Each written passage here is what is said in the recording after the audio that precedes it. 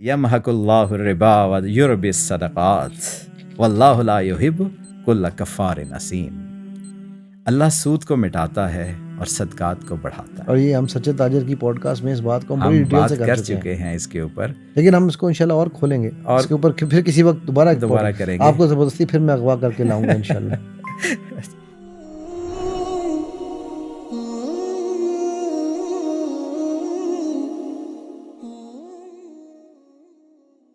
تو یہ اس میں اگین دو کیٹیگریز کی بات ہے. اچھا، یہ دو قومی نظریہ ہم سمجھتے ہیں پاکستان بننے کے ساتھ دو قومی نظریہ مارز وجود میں آیا 1947 میں، اور کافرون کے ساتھ ہی آ گیا تھا. اسی کو اندرا گاندھی نے پھر اس کا ذکر آ گیا. آج عجیب وہ خاتون ہے، اس کا دوبارہ ذکر آ گیا. اس نے کہا جب 71 کا ڈبیکل ہمارا ہوا تو اس نے کہا میں نے دو قومی نظریے کو خلیج بنگال کے اندر ڈبو دیا، یعنی اینڈ آف دو قومی. کیونکہ یہ سارے وہ لوگ ہیں جو سمجھتے ہیں کہ دو قومی نظریہ 47 میں پیدا ہوا. ایسا کچھ نہیں ہے. یہ دو قومی نظریہ قرآن کے اندر ہے، کافرون کے اندر بھی ہے، اور قرآن کے اندر یہ کہ حزب اللہ ہے اور حزب الشیطان ہے. یہ دو قومیں ہیں، ان کا کریکٹر بالکل ڈفرینٹ ہے. اس کی انٹیگریٹی یا کریکٹر کہہ لیں واٹ ایور پرفارمنس وہ بالکل ڈفرینٹ ہوتی ہے. تو یہ الگ الگ ہیں. تو ہم نے دیکھنا ہے کہ ہم کس کیٹیگری کے اندر فال کر رہے ہیں.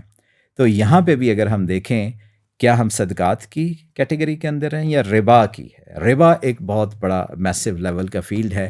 تو دوسری سائڈ پہ اللہ نے قرآن کے اندر جو ہمیں الٹرنیٹ دیا ہے ربا کا، بیسیکلی کیور ہے اس بیماری کا، ربا کا، جس میں آج بہت لوگ اور انفارچونیٹلی مسلمانوں میں بھی بڑی تعداد ہے جو سودی کسی نہ کسی سودی کاروبار کے اندر سمجھتے نہیں ہیں. اس کیٹیگری سے نکل آئیں، دوسری میں آ جائیں، صدقات کے اندر آ جائیں. جس طرح رات کو کام کرنا فخر سمجھتے ہیں، سو سمجھتے ہیں مارکیٹ کھلنی 2 بجے، اب وہ ایک روٹین ایسی بنا لی وہ سمجھتے نہیں کہ وہ غلط ہے. بھائی رات تو تمہیں عبادت کے لیے یا سونے کے لیے دی ہے. اور اسی آیت میں جو ربا والے لوگ ہیں صاف اللہ بتا رہے کہ وہ ہے ناشکرے والی پارٹی، قدر نہیں کر رہے نا، بے قدرے ہیں. تو آخری اس سیکوینس کے اندر جو میں یہ اکٹھی کر کے کچھ، حالانکہ یہ ٹیسٹ تو بہت زیادہ ہیں، لیکن یہ کہ صرف یہ سورہ مومنون پوری ٹیسٹ ہے، سارا قرآن اگر آپ پڑھیں تو یہ ہے سٹارٹ ایون لا ریب فی کس کے لیے بھائی، ہدی للمتقین. تو یہ ہے، یہ آسان ہے لیکن مشکل بھی ہے ساتھ. یا ایھا الذین آمنوا اطیعوا اللہ واطیعوا الرسول ولا تبطلوا اعمالکم. یہ کیا ہے کہ اے ایمان والو اطاعت کرو اللہ کی اور اللہ کے رسول صلی اللہ علیہ وسلم کی، ٹھیک ہے، اور اپنے اعمال جو ہیں وہ ضائع مت کر بیٹھنا، باطل نہ کر بیٹھنا. مجھے اعمال کیسے ضائع ہوتے ہیں؟ اعمال کیسے ضائع ہوتے ہیں کہ کچھ لوگ ہیں وہ تو اللہ کو بھی نہیں مانتے، رسول اللہ صلی اللہ علیہ وسلم، ان کو تو چھوڑ ہی دیں. کچھ آج کل بڑے انٹلیکچوئلس ہیں وہ کہتے ہیں ہم قرآن ہی ہمارے لیے بہت ہے، حدیث کا انکار کر دیتے ہیں، اور رسول اللہ صلی اللہ علیہ وسلم کی سنت ایک پوری ڈومین ہے، وہ ان سے الگ ہو جاتی، پیراڈائم ہے پوری کی پوری. اللہ یہاں پہ ہمیں بتا رہے ہیں کہ یہ دونوں چیزیں سنک کر کے آپ آئیں گے تو پھر بچیں گے، ورنہ سب کچھ ضائع ہو جائے گا. مطلب اللہ نے اپنے ساتھ جوڑ کے رکھا ہوا ہے ایسے، اطیعوا اللہ واطیعوا الرسول، جیسے لا الہ الا اللہ محمد رسول اللہ. ٹھیک ہے، ایک آپ کو لا الہ الا اللہ آپ کو نظریہ دیتا ہے، ٹھیک ہے، کہ زندگی کا آپ کا نظریہ کیا ہونا چاہیے. آج کل ایسے لوگوں سے ویسے بڑا واسطہ پڑا کہ یہ نہیں، یہ حدیث کچھ بھی نہیں ہے. میں کہی یار جی خدا کا خوف کو. خیر اسٹاپ. تو یہ ساری یہ ہم نے قرآن کی کچھ کسوٹیاں، کچھ ٹیسٹ آپ کے سامنے رکھے، قرآنی لیبارٹری سے آپ کا تھوڑا سا تعارف کروایا، اور یہ پریلیمنری ہے کہ اس کو صرف ہم سیکھ سکیں. ہر 6 مہینے بعد، جس طرح میں اپنے بلڈ ٹیسٹ کراتا ہوں 6 مہینے بعد جسٹ چیک، تو ہمیں میرا خیال ہے ہر مہینے میں کم از کم 1 لیٹرس ٹیسٹ کرنا چاہیے اپنا. ہر روز کریں جی، ہر دن دوسرے دن سے بہتر کرنا ہے تو پچھلے کا کوئی ٹیسٹ کریں گے. تو اسی لیے رات کو سونے سے پہلے اکاؤنٹیبلٹی بڑی ضروری ہے. 2-3 چیزیں بڑی ضروری ہیں. ایک، آپ محاسبہ کریں سارے دن کے اندر کہ آپ اللہ کے کتنے قریب ہوئے یا دور ہوئے. آپ کے سارے معاملات کہ جو نمازیں تھیں میں نے ادا کی، جو صدقات تھے میں نے دیے، جو والدین کے حقوق ہیں، میرے بیوی بچوں کے حقوق ہیں، میرے آفس کے ہیں حقوق، وہ سارے میں نے ادا کیے نہیں کیے، اور اس طریقے سے میں اللہ سے نزدیک ہو رہا ہوں یا دور ہو رہا ہوں. اس کی اکاؤنٹیبلٹی کریں. دوسرا، تجدید ایمان کریں.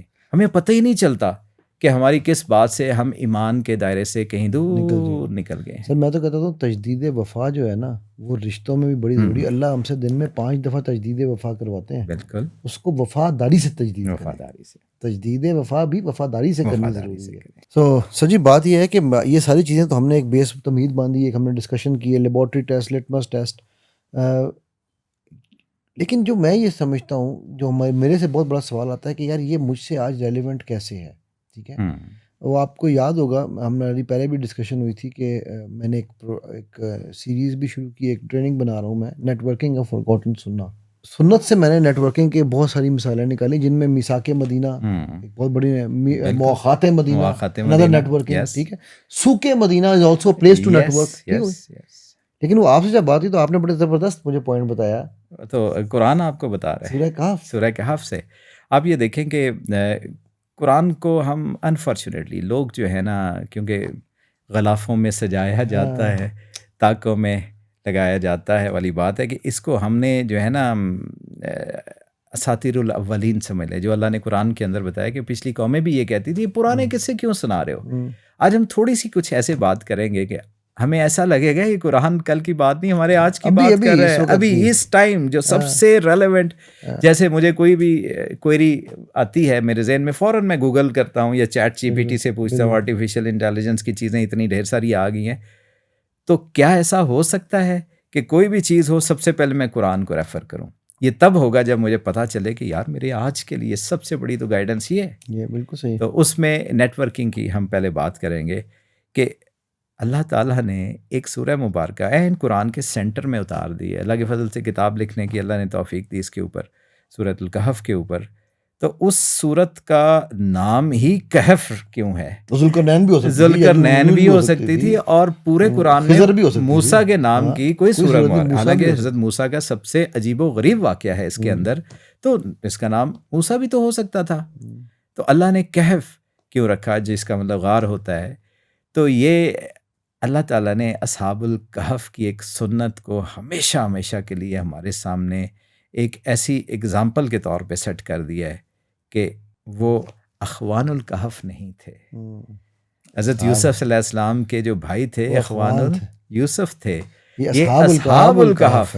اور عربی آپ کو پتہ ہے کتنی زبردست اور گہری زبان ہے, ایک ایک چیز کو اسپیسیفائی کرتی ہے.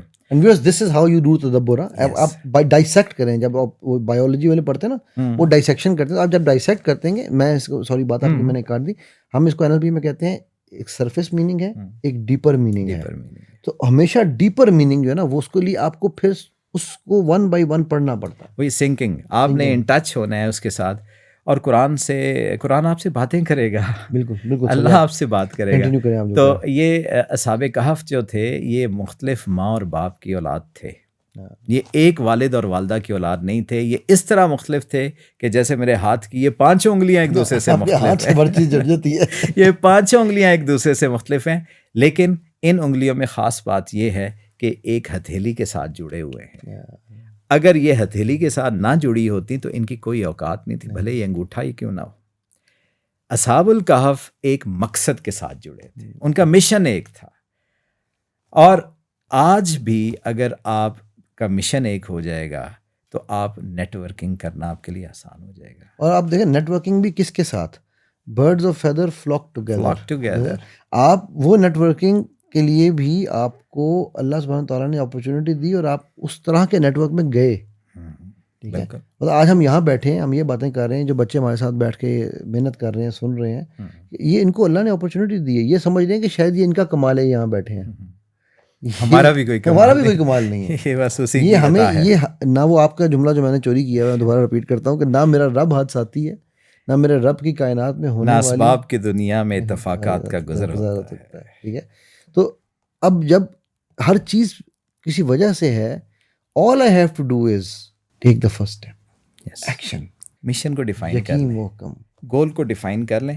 گول آپ کا ڈیفائنڈ ہے نا, آپ کی نیٹ ورکنگ کے پورے کی پوری جو ہے نا آپ کے اندر سے انرجی اوز آؤٹ ہونا شروع ہو جائے گی کہ یہ میرا مشن ہے, یہ دوسروں تک میں نے پہنچانا ہے, یہ میرا بزنس ہے. بزنس کے اندر نیٹ ورکنگ کتنی امپورٹنٹ ہے سر. ہے, میں آج ایک اور مزاح چیز بتاتا ہوں. ہمارے نا یہاں اللہ نے یہاں پیچھے ایک آلہ دیا ہوا ہے ہمارے دماغ میں, اسے کہتے ہیں راس, ریٹیکل ایکٹیویشن سسٹم. ٹھیک ہے, اور یہ کل آپ سے بھی آج بھی آپ نے ذکر کیا لا آف اٹریکشن کا، اور ہم بات کرتے ہیں بومرینگ اور یہ وہ، تو میں یہ چیز تھوڑی سی سائنٹیفکلی سمجھانا چاہتا ہوں. اچھا مجھے نا کبھی پارکنگ ڈھونڈنے میں مشکل نہیں ہوتی. میرے بڑے بھائیوں بلکہ یہ کہتے ہوتے ہیں یار علی تیرے ساتھ بیٹھے تو پارکنگ فوراً مل جاتی ہے. ہوتا یہ ہے، راز کا کام کیا ہے؟ راز کا کام یہ ہے کہ میں جس چیز کے اوپر فوکس کرنا چاہوں گا نا، یہ باقی ہر چیز سے میری اٹینشن ہٹا دے گا. بالکل صحیح. اور میرے تمام نیورولوجیکل سسٹم کا فوکس اس کی طرف کر دے گا. تو مجھے پارکنگ نظر آ جائے گی کسی سے بھی پہلے. ہمارا راز کہاں ہے؟ رب پہ نہیں ہے جی، ہمارا راز سب پہ ہے. یس. اور جس کا رب ہے اس کا سب ہے.